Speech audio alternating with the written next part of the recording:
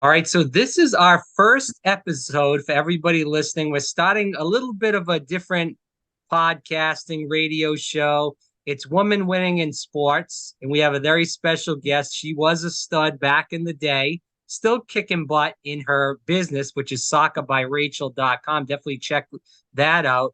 This is Rachel Nuzzolese. Did I say it right? Or Yeah, Nuzzolese. Nuzzolese, yeah.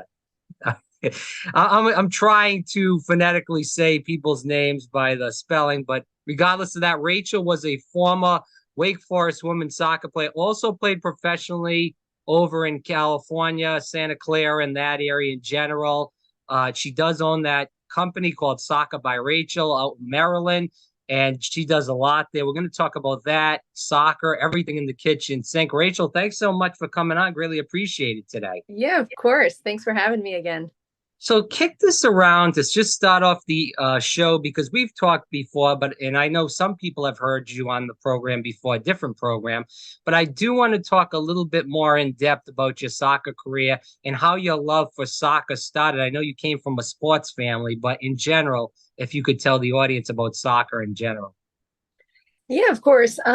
Excuse me. I started soccer when I was 3 years old. I had an older brother that played. He wasn't athletically gifted. My dad always says I kind of took everything from my brother. So he's more into the music. So started playing soccer very young.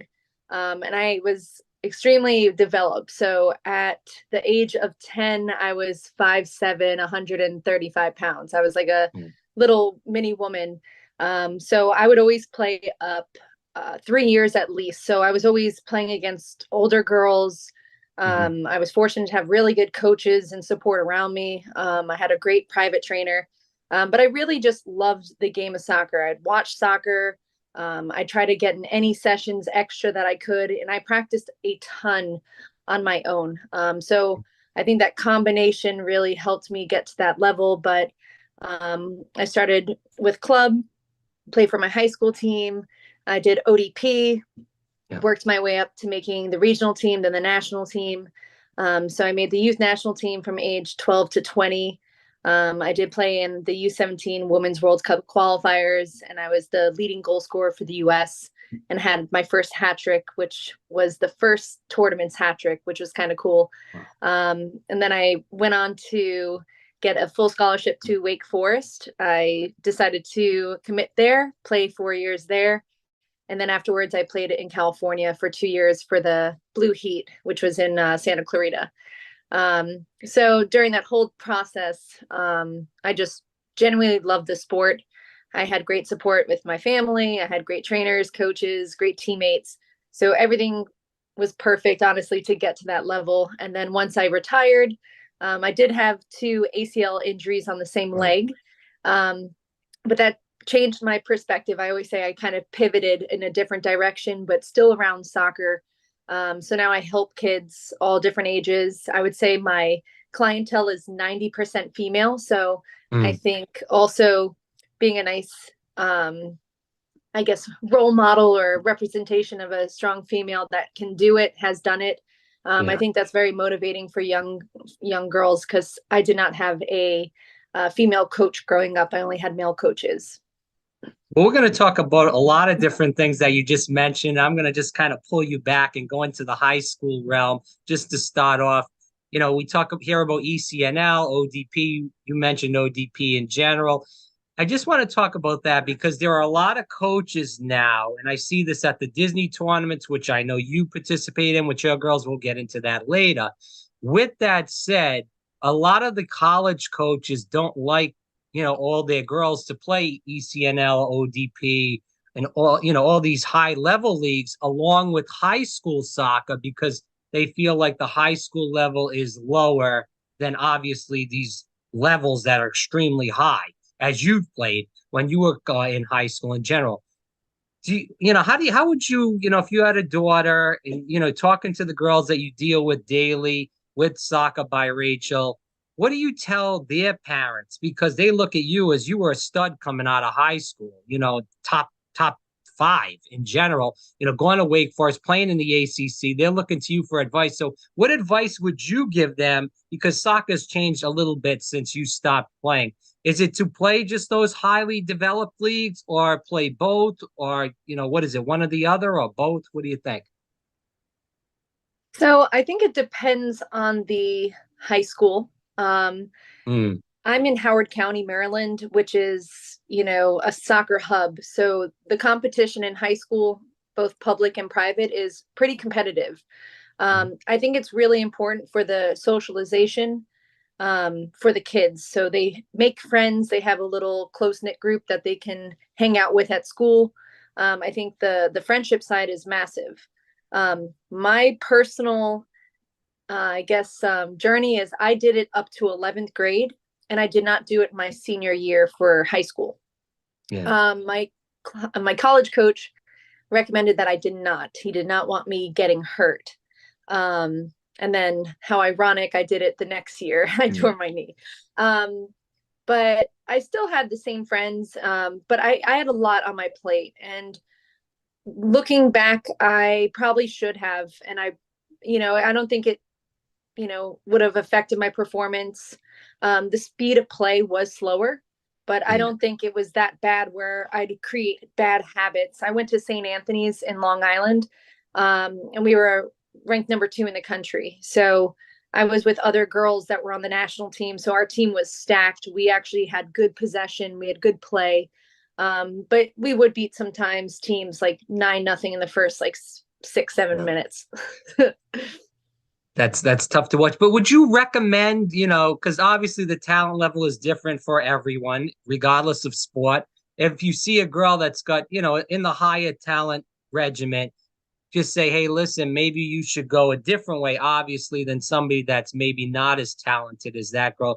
And, you see this as a person that, played professionally, played in the ACC. You know how, these girls play in these big time divisions. I mean, the ACC is the best soccer conference Mm-hmm. in in college. I don't care what anybody says, regardless of that. So this. So would you recommend that way? Like if someone's more higher talented to do not play than somebody that's maybe not as talented? I would still recommend it. Yeah.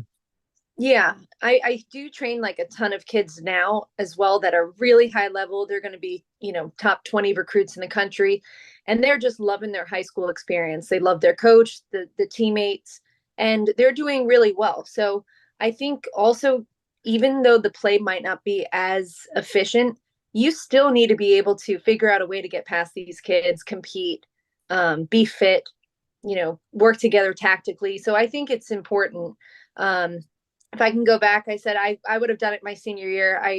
You know, I don't Yeah. feel like I missed out, but I also, looking back, I could have definitely done it, and I think it would have been enjoyable for my last year. So I Soccer, would but recommend it.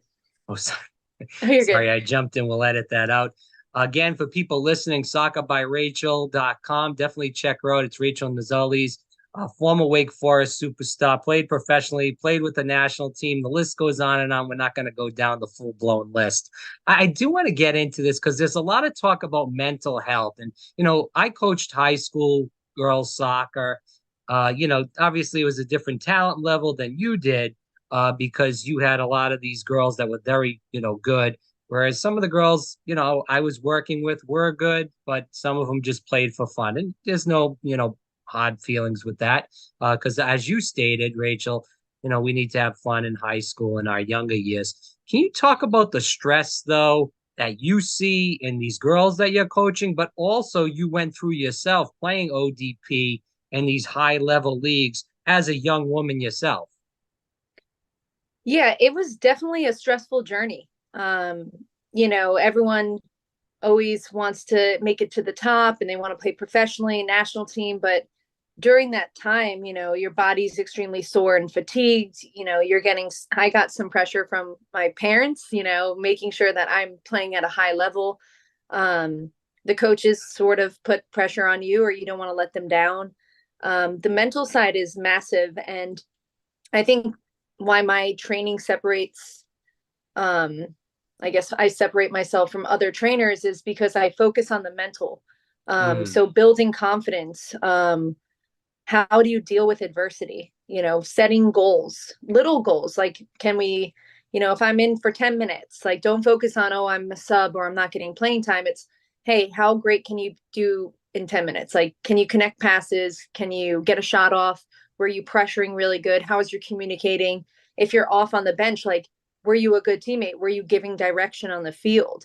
So there's always little victories, but the mental health is massive. And Mhm. after COVID, I did have a few kids that would come into my gym that tried to commit suicide. Wow. And I think not being around a supportive group, or just being, I guess, by themselves and not having that, you know, team atmosphere, it Yeah. really affected some kids.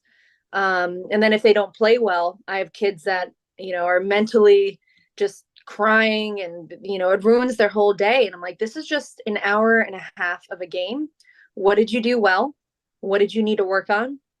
And it's always win or learn. And I always say that to all my kids. It's win or learn. You don't lose, you learn. Okay, did you not do, what did we need to do better? So then they answer their questions. So if, like, a kid misses a goal, I have parents and coaches say, hit it down. No, they're trying to hit the bird. Like, they didn't mean to make a mistake. And I think that's, if, even if a pass goes bad, the kid is already feeling like, dang, I messed up. So, like, if you go on them more to be like, connect that pass, like, they're clearly trying to do that. Mhm. So I take kids to Disney, as you said before. We compete. There's about 6 to 8 club teams that join to make one team that I take down. So I encourage kids to meet other players, to work together, to make new friends. And I don't yell as a coach. I only encourage. So if a kid messes up, I'm like, it's okay. Like, you got this. Like, I trust them. And I think once they realize that I'm on their side and I'm not going to pull them out or yell at them, they play so much better together. Um, and that's, like, really nice to see. And they're working with other kids that they, normally go against. So I think the mental health is super important. I think coaches and players need to learn how to talk to each other and Yeah. communicate, and not lose their emotions and yell at their teammates or coach. Of course, you want to be tough, but there's a certain way to get your message across without making that person feel bad. Do you feel like the mental health issue on the kids, for, sometimes it is the coach, as you stated, and we'll go into that in the next question, but I want to talk about the parents too. A lot of Yeah. these parents, they think, their girl or boy is God's gift to the world. And, they are, we all love our kids, and, if you have kids in general, but they put so much pressure on these kids. And some of these kids are very talented, as we've talked about throughout the conversation, and some are not as talented as the other kids. And they have to kind of come to realization that, maybe this is a fun thing. Maybe this is something that the guy or girl may play on the college or the professional level. We don't know yet, as you're dealing with these girls and guys at a younger age. Time will tell what happens. But the parents really, from the ones that I've dealt with, rather, and I'm sure you've dealt with some of these parents too, really put some pressure on these kids. And that's where, as you just stated, sometimes the suicidal thoughts come. Sometimes, the quitting. Mm-hmm. Eventually these kids want to quit because after a while they're just burned out by the coach, by the parents in general, or they do something Yeah. crazy because they don't know how to release their feelings. Mm-hmm.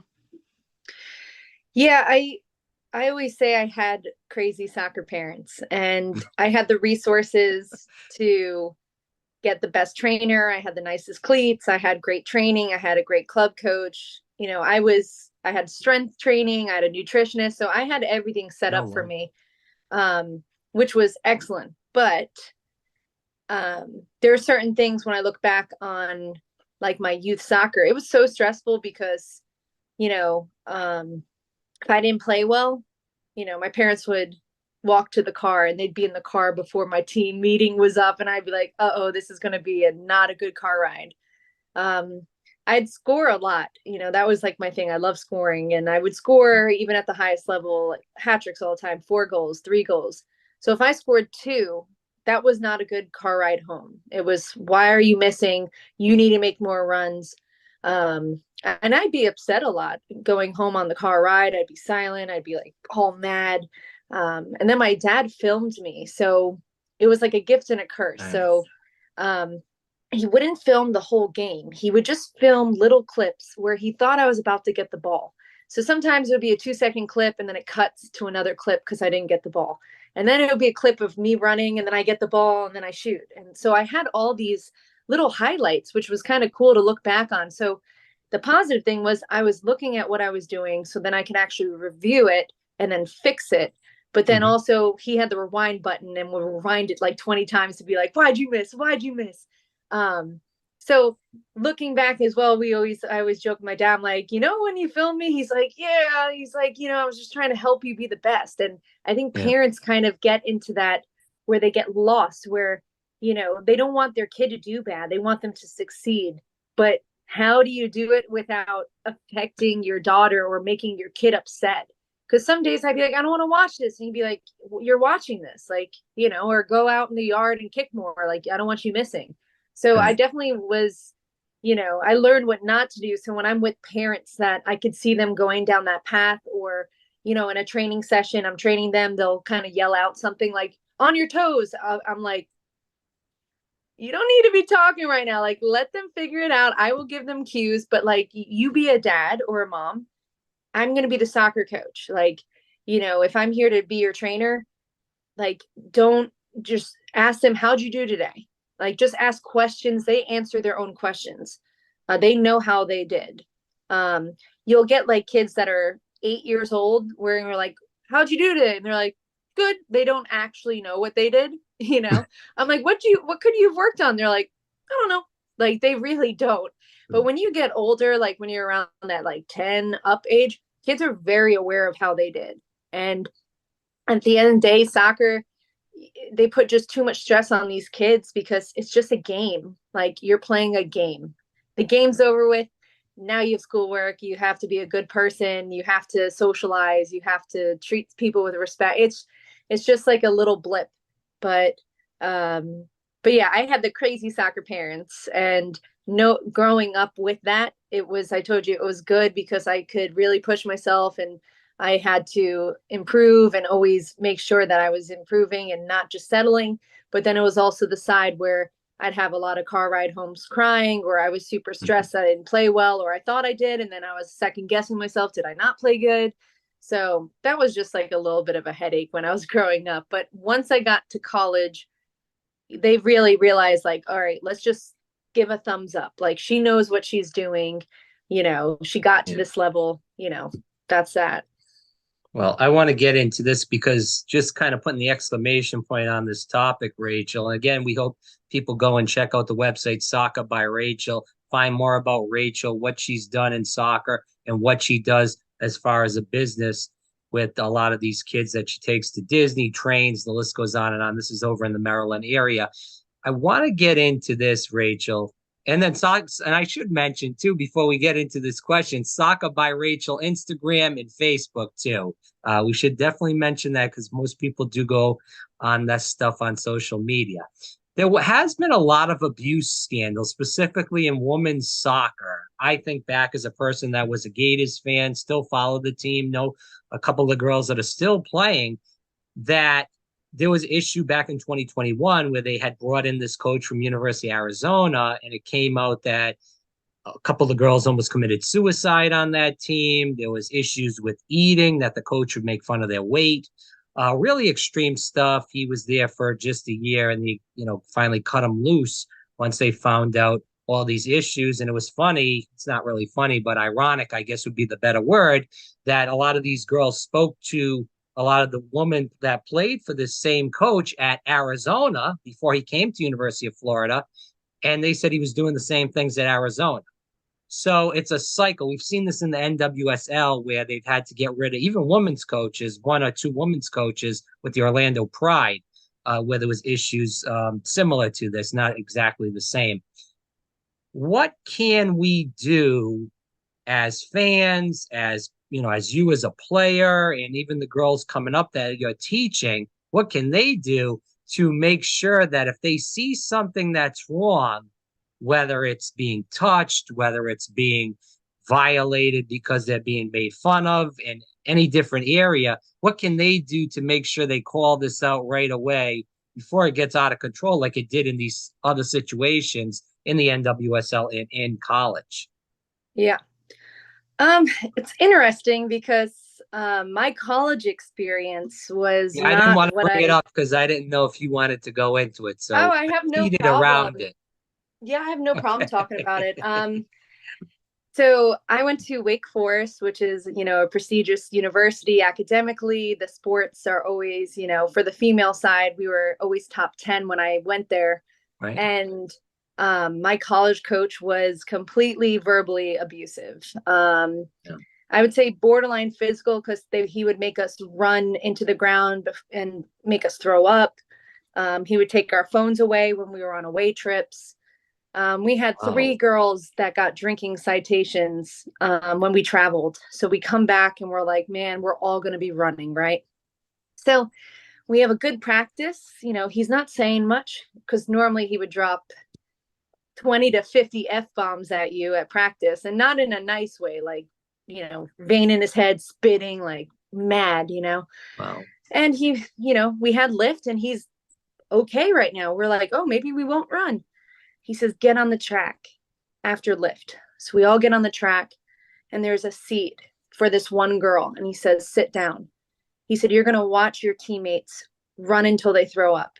So we were just running into the ground. And this poor girl is hysterically crying, watching. She wants to hop up. He's like, sit your ass down. Excuse me. But yelling at her to watch. And everyone was trying to throw up. Like it was a mess. And we had 6 ACL tears my freshman year, which I was one of them. We were overtrained. There was no rest break.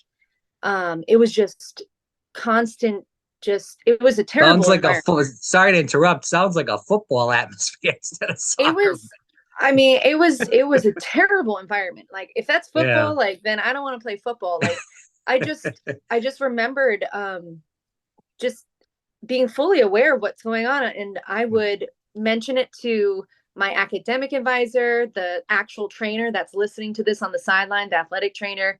I would mention it to the clothing person that like cleans the clothes. I brought it to, I wrote to the AD of the school. All my other teammates too were writing to all the like ADs of the school, and nothing happened. And the man is still there today. Yeah. And it's just absolutely baffling because they don't do anything, which is really concerning because we had another girl that left for she went to like a sober clinic because she was drinking in the morning before 6 a.m. practice. And we had a ton of girls transfer out. Like it was just breaking them down. And it wasn't a fun environment. When I look at my college career, like I think the happiest day was when I tore my knee for the second time because I knew I wasn't going to have to go to practice again. And that was a terrible feeling because I loved soccer and I was wanting to work hard and I would always be on time, even 10-15 minutes beforehand. I'd practice and do everything that I could. I'd watch extra film, I'd go to extra lifts. Like I did everything I need to do. I didn't even drink in college. So you could even ask any of my teammates. I would pick them up or drop them off. Like I'd never drink because I was so focused on keeping my body healthy and working and training and just getting that, everyone dealt with it. It's not like, it's a surprise if you mention it to some of my teammates. They'll be like, yeah, this definitely was going on. And no one said anything. And my academic advisor said, I'm sorry, I can't lose my job. And I was like, well, who do we reach out to that's actually going to help us? You know? So one time they brought in a person to watch the practice because a lot of us complained. And he pretty much goes in on us saying, I will take your scholarships away if anyone says anything. And I was Wow. honestly kind of nervous that, hey, I'd get my scholarship taken away. Wake was 70,000 a year. I wasn't paying a penny there. So he has the practice and he's high-fiving everyone, saying, good job. And I was like, this is a joke. This is a complete joke. This is not how he is. My last year, Well, he was probably told before, yeah, that they that said this person is an was coming in. evaluator. They said Yeah. this is an evaluator. And, he was just on his P's and Q's and just high-fiving everyone and being nice, not cussing, Sure. having a light practice. And I was like, this is just fake. Like, this is not how he is. And, our assistant coaches, you know, they were the ones that were like, listen, like, I see what's going on. Like, I'm so sorry. Like, you would go to the assistant coach. And then my last year, my assistant coach, he ended up leaving right away, and he started having a tremendous amount of issues. And he wanted to try to like fight back almost and try to get him fired. And no one listened to him either. And it's interesting because it's like, why would you want to keep this man around that is a negative influence to these players? And same thing, like that dude went from Arizona to Florida, like Yeah. nothing happened. He just got transferred. And these are the coaches that should not be coaching these people. These are young females that are trying to, play soccer, enjoy a game, get an academic degree, and then move on to life. And I learned like when I teach at my facility and when I teach kids and games, no matter what level, I learned what not to do from this man. And that's what I can take. I say, learn, I learned very much. And it's just sad to know that he's still there. And I'm sure a lot of those girls are dealing with the same thing and nothing's happening, which Yeah. is scary. It's like, who do you speak up to? So I don't really, I'm sure a lot of those Arizona girls were talking about it. And I'm sure, eventually someone stepped up at Florida and did their job. And I Well, what applaud that. happened was, just to interject on that, what happened Yeah. was they wrote an article about it in the student newspaper, and they had quite a few girls that did come. I think one or two girls came out by name, and then a bunch of them came out anonymously, excuse Yeah. me, and did verify that the story was correct. And then the athletic director was put in a position that he had to do something because the story was starting to, Yeah. really get in a snowball. And it was getting almost to be like an avalanche where if you didn't make something happen, then something was going to go down there. Plus, Florida soccer, I don't know how much you are following college still, but Florida used to be, pristine. And Becky Burley was there. I've interviewed her a couple of times. She left in 2020, had a bad year that year. That's the COVID year.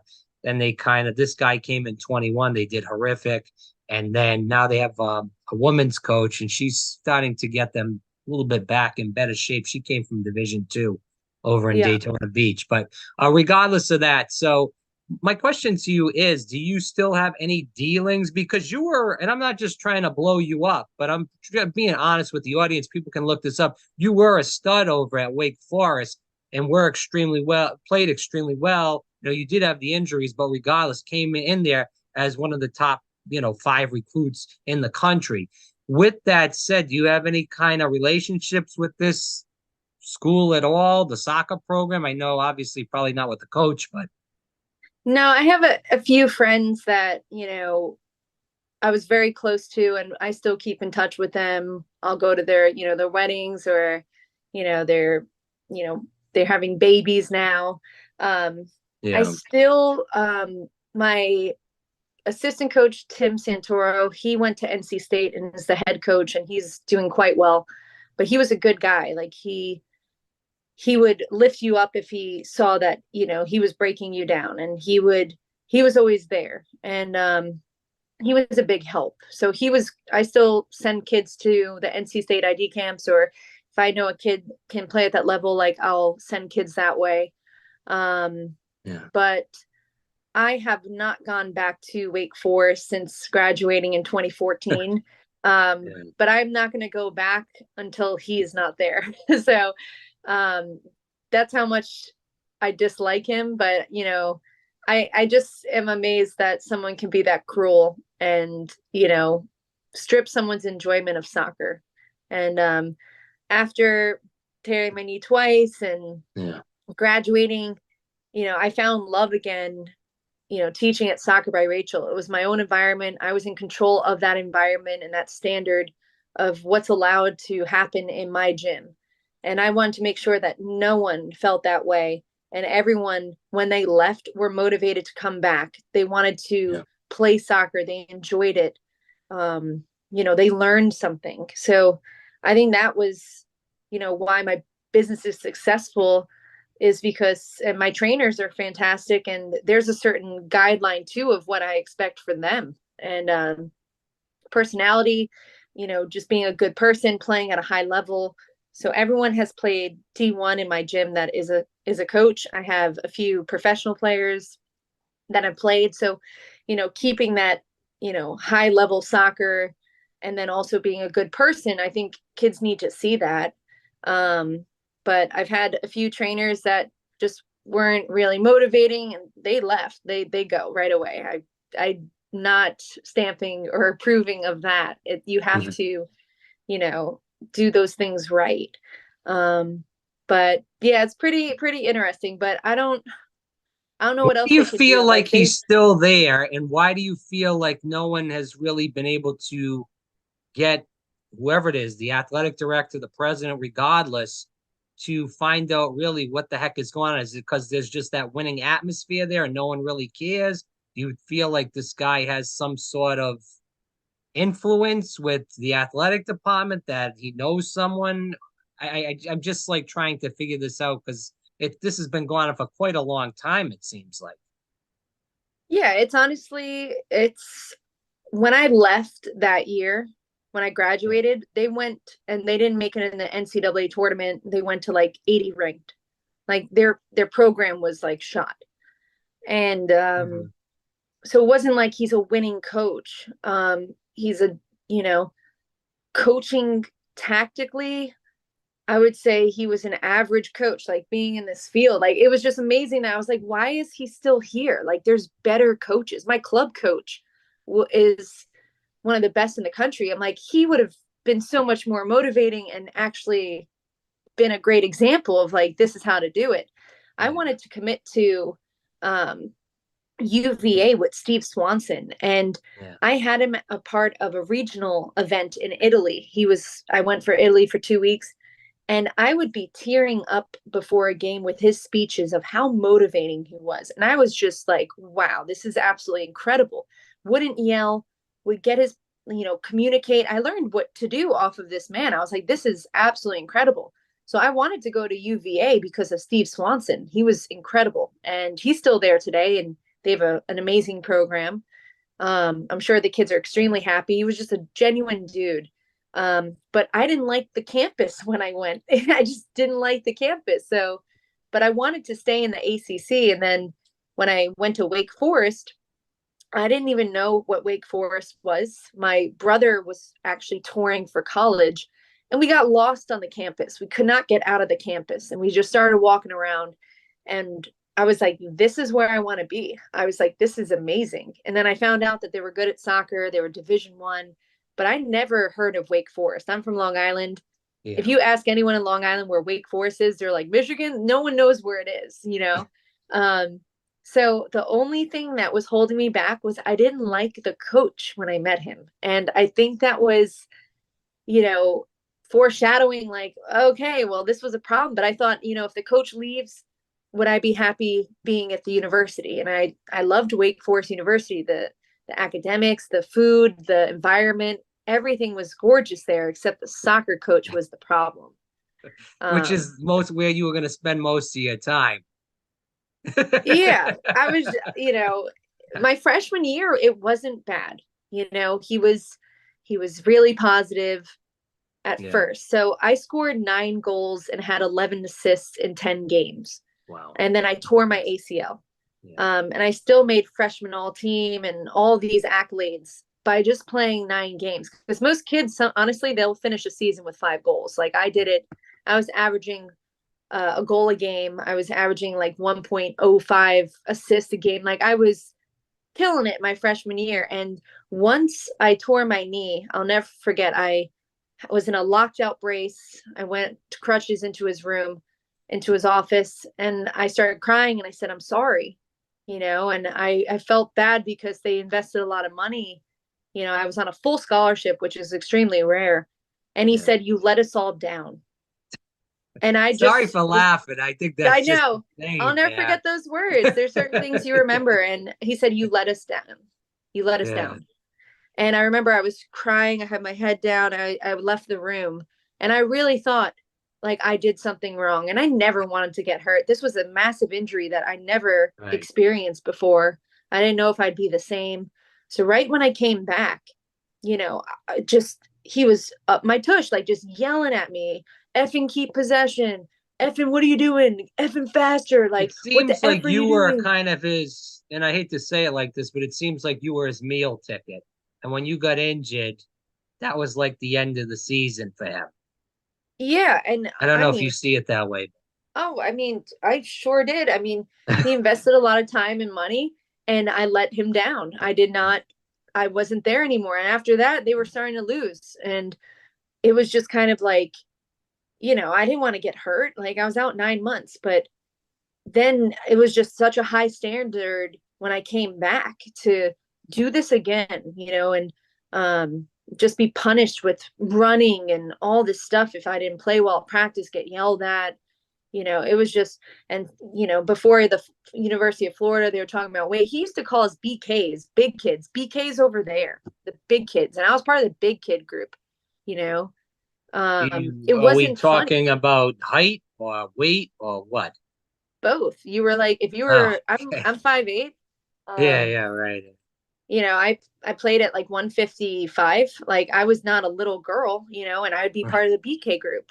Yeah. And, you know, me and my roommate would try to like eat less during breakfast during season because we thought we were big. And, Yeah. it's not, looking back, it was just like a joke. We were so fit, we were strong, and it's just how he made you feel. And my Sounds like roommate he ended was up, trying to run a modeling agency and, it's and not a like, soccer team, but hey. it was just weird. And, my roommate ended up tearing her ACL 3 times, and then she had to medically Wow. retire. I tore mine twice. Yeah.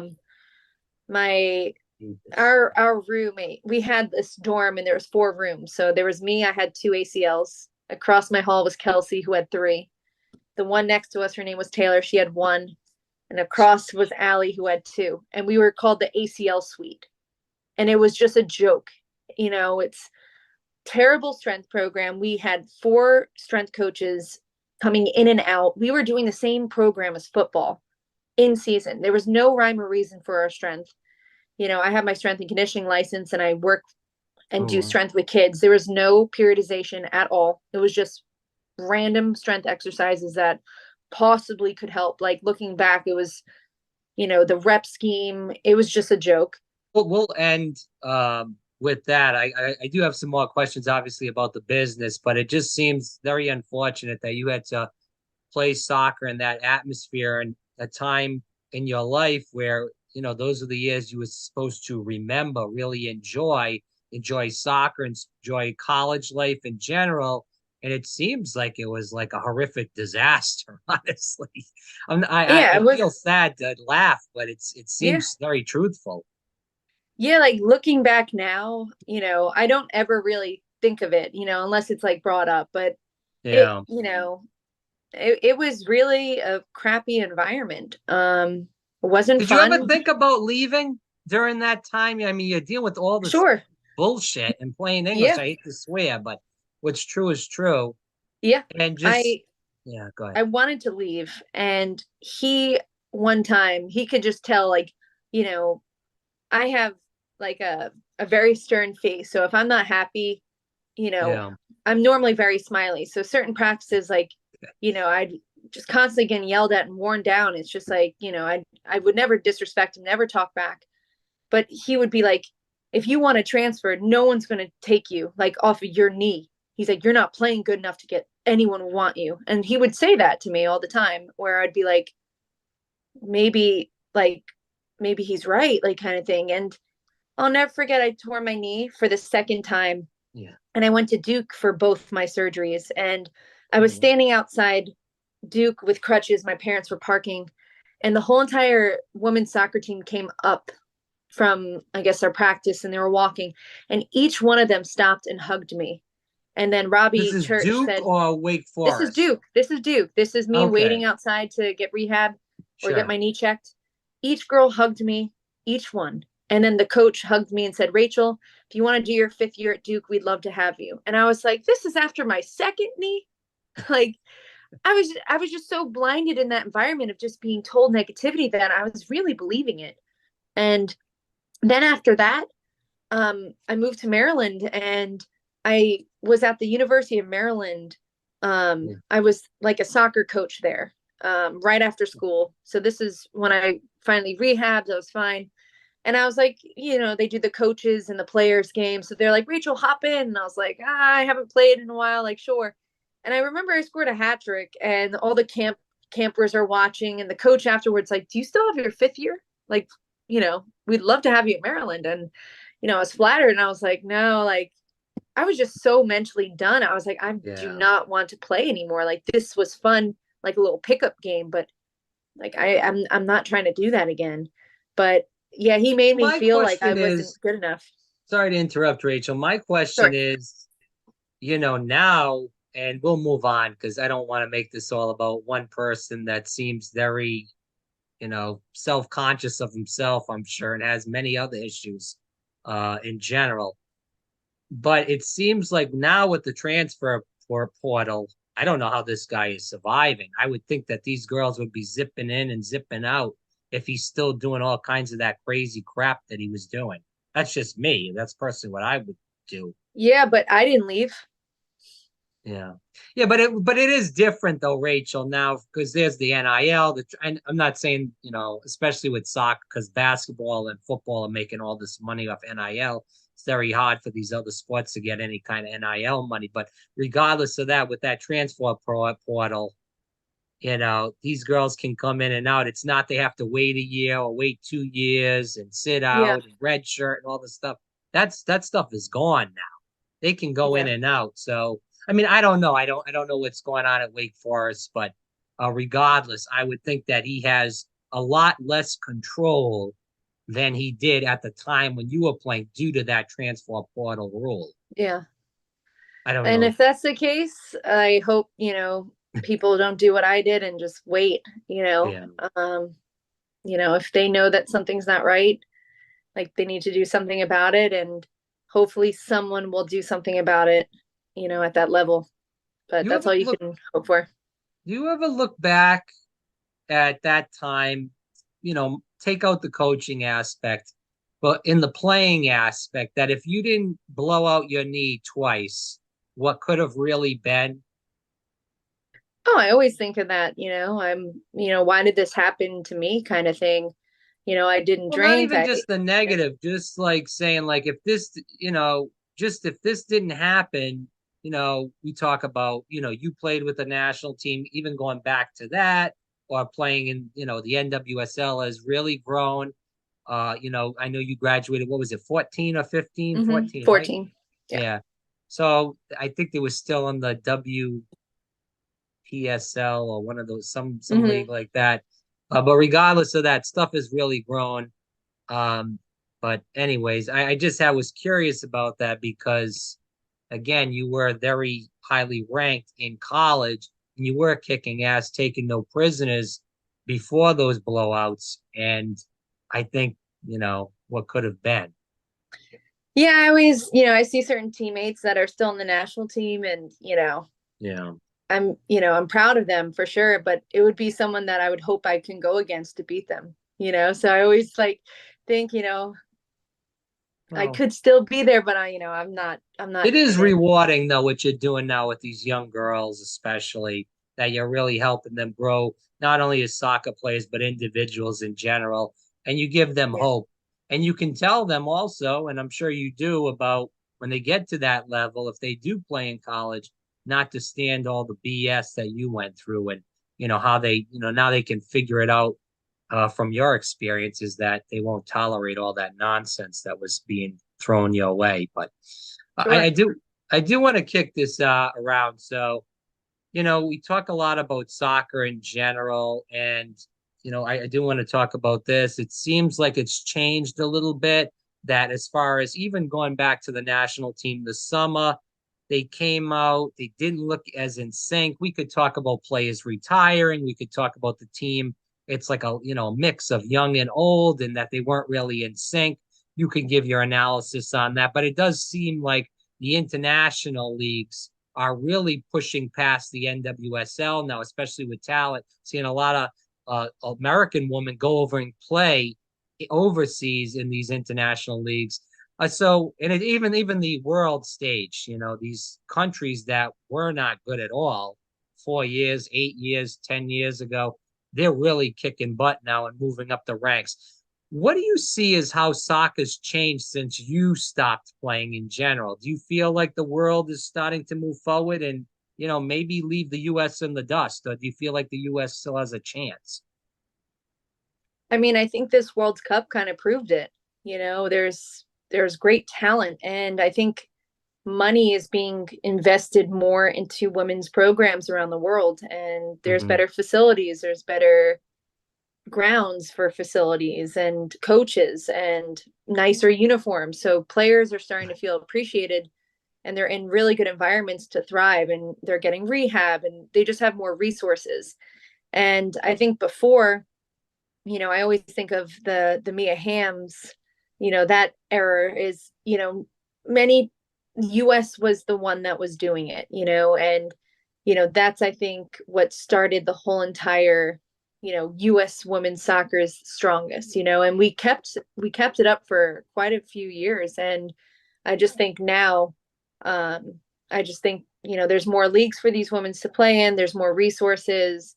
Um, and there's great athletes around the country. I also think women probably didn't think that they could make a career out of it, and now they actually are. So I think US definitely dropped a little bit, and Yeah. we, being a part of that program, you're doing everything and anything to be, at the top level, at the best level. So it just shows that other people are doing it too.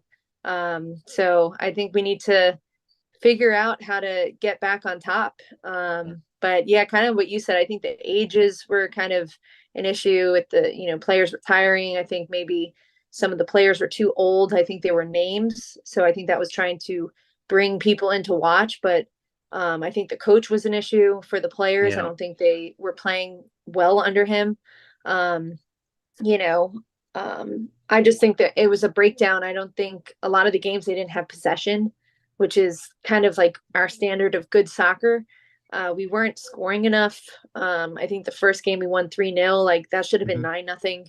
9-0. So it was just like a lot of breakdown. And I don't know if that energy carried into it because I didn't really see unbelievable play that I normally would expect and do see. Um, so yeah, there was just like a breakdown. I don't know if it was the energy, but everyone in my gym was super excited and hype, and but Hmm. once I saw the first game, I was like, okay, well we won. I was like, but it's a little sloppy. Like it could have been way Right. better. It should have been a statement game to lead them into the other games. And I think that's why I don't know if they didn't. I don't know what it was. I don't know if it was the time that threw them off, like the time zone, or I don't know, but it didn't seem like it clicked this year. Some people are saying that it's, the older women are getting more, I'll bring out names because this is what they were saying.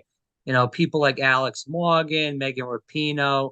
There was a lot of this stuff with the national anthem, the kneeling. Alex Morgan was doing more of commercializing herself. I'm not against people making money. They should be trying to make money. The men do it, the women should as well.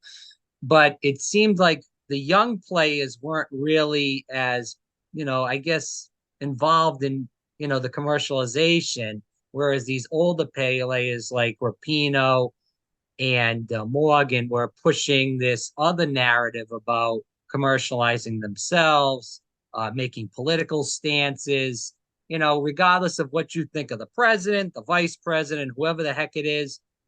We're on a soccer field. We're trying to win Yeah. games. Would you agree with that? There was a lot of that on this team, and it's like there was two different identities. One that was more trying to win games, and the other one that was trying to make political stances and trying to make basically money for themselves.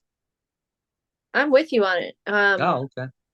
Oh no, I agree. I mean, at the end of the day, same thing. You can whatever you believe in, that's your Yeah. opinion, and that's excellent. Like believe in what you believe, but at the end of the day, like you're playing a game of soccer, like it shouldn't be bleeding your personal views into a game that's very black and white.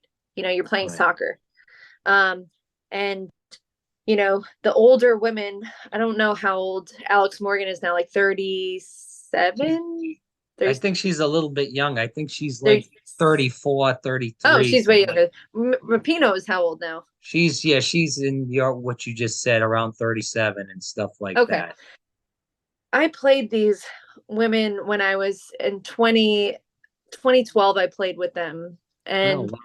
um, they were, Alex Morgan was fast. Megan Rapinoe, you couldn't get the ball from her. And I'm 31 now, and I can't even imagine still playing at that level with that intensity without my body breaking down or just wearing off. Mhm. And I see a lot of them where I'm like, is a 37-year-old going to be chilling with a 18-year-old?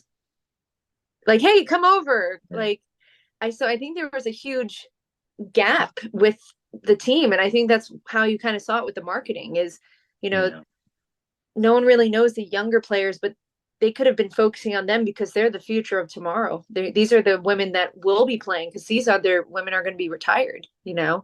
Um, and yes, you have experience, but there's a difference between experience and just it's your time. And I think a lot of those women were waiting for this World Cup to be like, all right, now I'm done. But I don't know. I think they could have brought in younger players or players that are doing quite well in the league.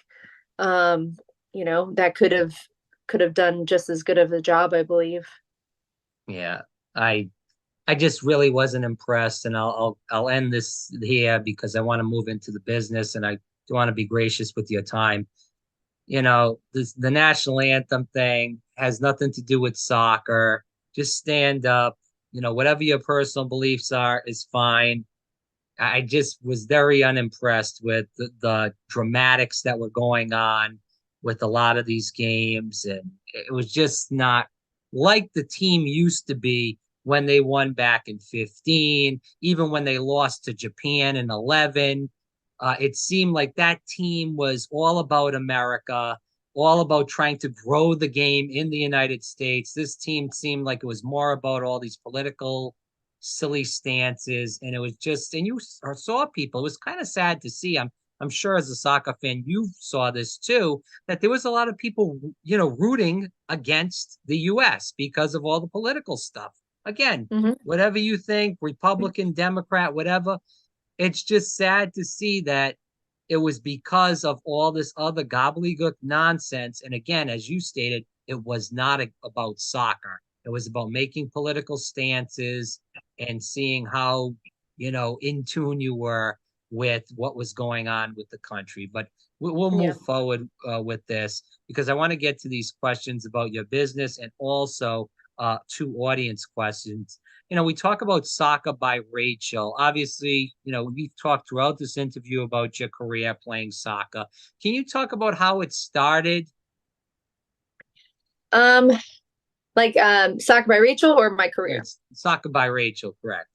So after having a very negative college Mm. experience, um, I moved to Maryland and I saw that there was uh, a massive community for soccer. I have about 10 clubs within 5 mile radius, and Wow. there's just thousands and thousands of kids that play in the area. So I started just training, a few kids outside on the field. And I would have other parents kind of walk around and they look and they're like, "Oh, do you train?" I'm like, "Yeah, I train." So I started building like a little bit of a clientele of boys and girls that wanted to get better. So I was doing a lot of private trainings. Then that switched into small group trainings. Um, and then that switched to me getting my own space. My first space was 1,600 square feet. So it was a little rectangle. I thought it was awesome. I had a concrete wall. So we do a lot of shooting and passing. And then within like 6 months, I was like, turning people down, turning team down. And I was like, I need more space. So I got a new location that was about 6 minutes away from there. That was 4,500 square feet. And then 6 months later, it was booming. And then I took over the basement area that was 5,000 square feet. So it just kept growing like that. And now I have 13 staff.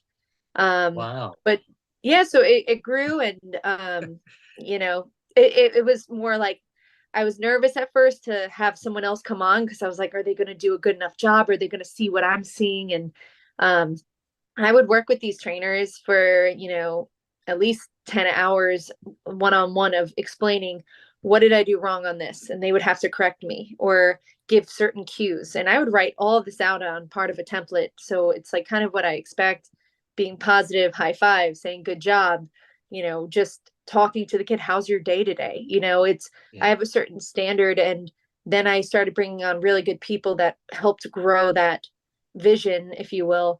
But it started with my first year, I had 65 kids and I was super excited. And last year I had like around 1,500 kids that came through, and with summer camps. So it definitely, it was growing. I think there's a need for it.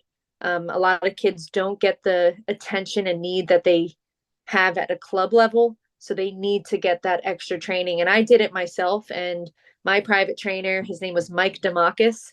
Mhm. Um, he is the reason why my shot and my skill was so refined was because of him. And then I would apply it at the club. But we didn't work on shooting at my club or high school or not. They expect you to know how to shoot.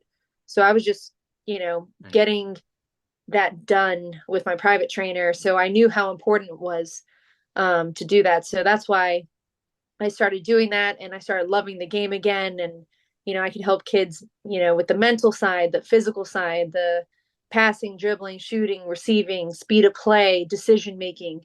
So all those areas, I could help them. And, when I see them score or do something great, like that gives me more joy or equal joy than when I scored because I knew I had a small handprint on their success.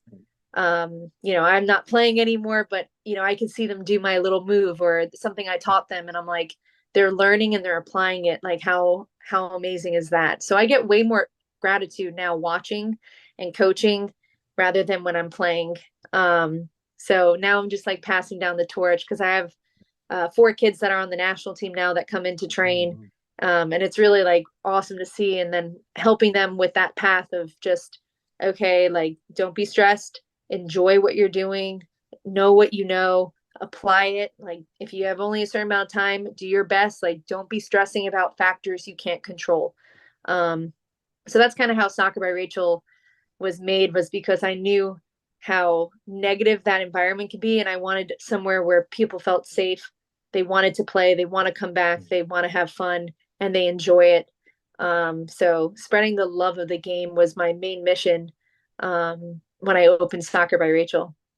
Is that under 17 national team or under 20? I'm So I just curious. have a girl named Giselle. She's on the U16. I have this kid Okay. named Jason. He's on the U14s. Oh, He's a wow. little guy. He talk about a little pro. This kid, Jason Watkins. Remember this kid's name? Unbelievable. He's 13. Insane. He's going to be a little prodigy. I have a kid named Jordan that is on the US U17 futsal national team. Mhm. So it's kind of nice to see like these kids develop because I've seen them little and got to Yeah. see their progress and their growth as a person and player.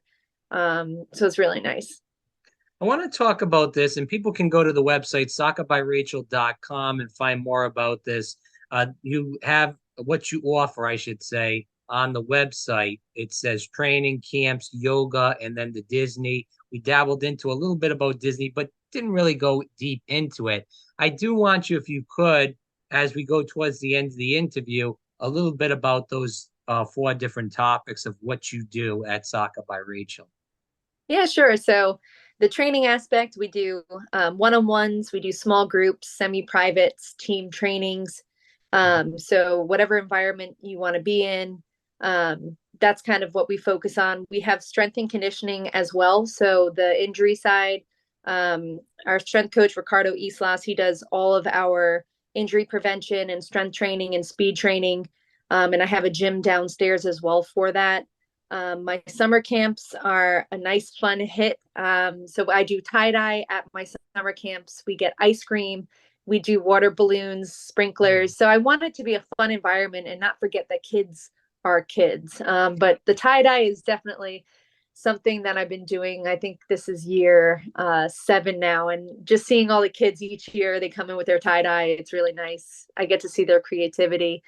Um, Yoga, same thing. I have that on Sundays with our yoga instructor just for, opening up the hips, kind of stretching, active recovery. And then Disney is something that I absolutely love. I've been 104 times.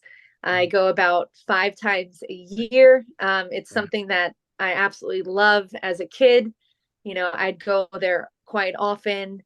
So it just kind of, led me into that path again. So, I love soccer. I love Disney. And I thought, hey, how can I make something where kids can enjoy that and soccer together? So Soccer by Rachel is a registered club in Maryland, but I only do a tournament team at Disney in February for the President's Day Cup. Right. I have a great rapport with the coaches. I have no plans on opening up a club team. I'm not poaching anyone. It's just to genuinely have fun at Disney and compete. So 6 to 8 club teams come together. So I get a group of nice young ladies, and we have 4 practices beforehand. We have the freshest uniforms possible. They're all custom. So they look the part, and we train together, and then we compete at Disney. So this will be my 3rd year, and I've already had 3 teams place 3rd out of 64. Wow. And these kids they only had 4 practices together. And it's just amazing to see how well they play because they're not stressed and they're having fun. I buy them Mickey ice cream bars and churros after the game. I tell them, go in the pool, go in the parks, and then come to the game. Whereas, certain tournaments, I knew I couldn't go in the pool or be in the sun. I'm like, enjoy yourself, have fun. And I think, the kids are super excited when they're coming to the game. I always surprise them with little treats or, Rice Krispie treats, Mickey Rice Krispie treats, or donuts. I just want them to have fun, and they play their best, which is awesome, and a great environment. So I am taking 5 teams down this year for Soccer by Rachel. And I do have to tell you the names because the names are creative. We have the Incredibles. We have the Main Street Maniacs. We have the Junior Jedis. We have the SBR Villains. And then what's my last one? We have the Poison Apples. So. And how old is the age group for the girls that you take? I'm taking 2013, so they are 9, 10 years old, and then the oldest group is 15-year-olds. Oh wow. Okay. So 10 to 15 is the age range. All right. Sounds good. It sounds like you guys are kicking some butt down there. Let's end with these audience questions quickly. And I do appreciate your time. I love this, and I'm so grateful that you've come on twice, and we hope to keep having you on the program because you do bring a lot of knowledge in general about soccer, about your business, and about things that you've went through. And we hope that women that are listening to this, maybe young, old, whatever it may be, if you have kids and you hear some stuff that Rachel says, and you do have a female or even a male that plays soccer, we hope that you learn a lot from this interview and help you become a better soccer parent, and also to look out for the abnormal issues that are happening in soccer, unfortunately. Let's kick this around. So going into the audience questions, how do we get more woman coaches in soccer? You brought that up a little bit earlier on in the conversation. It just seems like men dominate the sport as far as coaching wise. And we see this in the professional game too. Yeah, it's kind of baffling to me, how many female head coaches do you see at the Barclays English Premier League? Well, even the national teams, there's very, very few. And I'm very surprised. There's been a lot of good women that have played, obviously, on the U.S. national team, and it's mainly dominated by men, except for you get Pia Soonhager. I'm trying to think of anybody else. The woman that's on, I can't think of her name. She's the GM over at San Diego. Jill Ellis. Yeah, Was that her name? Jill. Hmm. Jill Ellis. Yeah. Yeah, Uh, that's. yeah. But go ahead. I'm sorry. Oh no, I was sorry to cut you off, but it's, I'm doing training in my own facility, right? But if someone were to call me tomorrow and be like, "Hey, we want you to be the national coach," like I'd be honored to be a coach for my country and play with the and teach the highest level players. Like that's so easy, honestly. Like they know how to do things. You just refine them. You build them up so they can play well. You keep them healthy. You don't overtrain them or overwork them. But you know, I don't know why there's not more female coaches that are giving that. I don't know if they're not getting the opportunity. I don't know if they're like saying no to it. But I mean, there's a tremendous amount of college players that have finished. There's the previous players that played on the national team. It's just, where are these people at that they have to bring in someone that is from a different country to be our US sake? Like, why can't we have a US coach? Like, I think that's weird. I think we need to have a US coach to teach our US program. Um, and there's so much talent. It's just, I don't know who is in charge of this, but there needs to be more female coaches at the collegiate level, at the club level, and at the highest level at the national team. So hey, my phone's open. No, I'm kidding. No, but it just needs to happen. I don't know what the criteria is or who's making these decisions, if they're all male at the top, but it needs to be changed.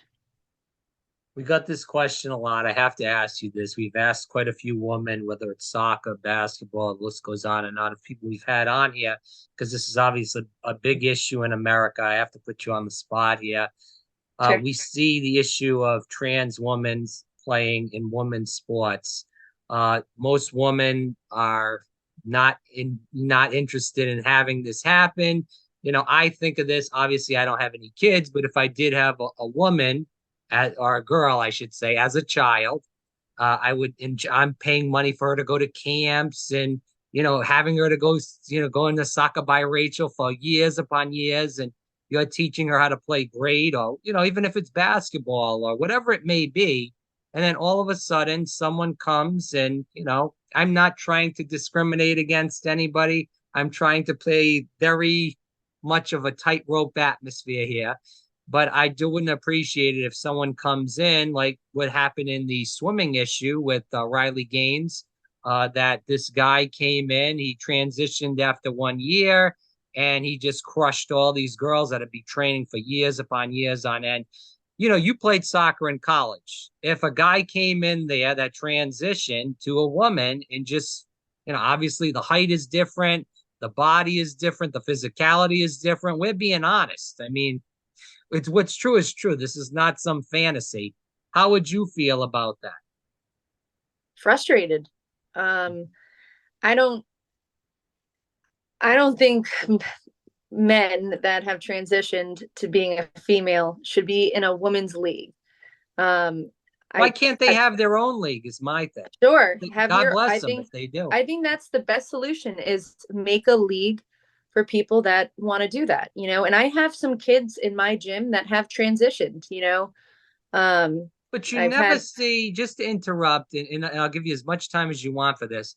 Just to interrupt, you never see any woman that are transitioning to men playing men's in the NBA or the no, NFL or because any women cannot soccer, whatever. compete. Women cannot compete with that. It's just, Yeah. that's that. And even we would play when I was at Wake Forest, we would play the club boys team, and the boys team was terrible. They were outrunning us. We could not get to the ball fast enough. They were just faster than us. They were stronger, and didn't matter how much I lifted, I could not go against like a strong male. They were way faster, and they have different hormones. They recover differently. They're built differently. That's why you have a female and a male league. It's not a merged co-ed league when you play. It's because it's not the same. And I think there needs to be their own league because it's honestly not fair. And you don't see women doing that and going into the because they can't compete with a male, but a male can destroy physically a female, even if they're a top athlete. Um, so I don't think it's fair. I could see everyone's frustration. I'd be quite annoyed if that happened if I'm playing with, you know, a biological male. I'm like, this is how is this fair? You know, this is not okay. I don't know who's making those rules either, but it's honestly ridiculous. I don't want to go too much on my horse here, but I'm just saying it seems like somewhat of an agenda that we are going down these paths of all of a sudden. I'm 34 personally, and I never saw any of this stuff until the past 4 years. I'm not saying it didn't exist.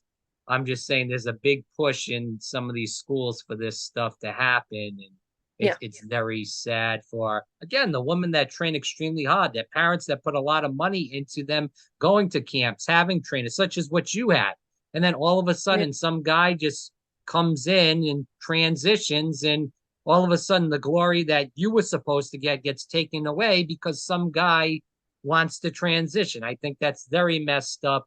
And if I was a Yeah. woman, I would be very pissed off that I worked my Yeah. ass off and they let this happen. And the NCAA Yeah. has not stepped up against this. It's very disgusting. We'll move on unless you Yeah. have a last word.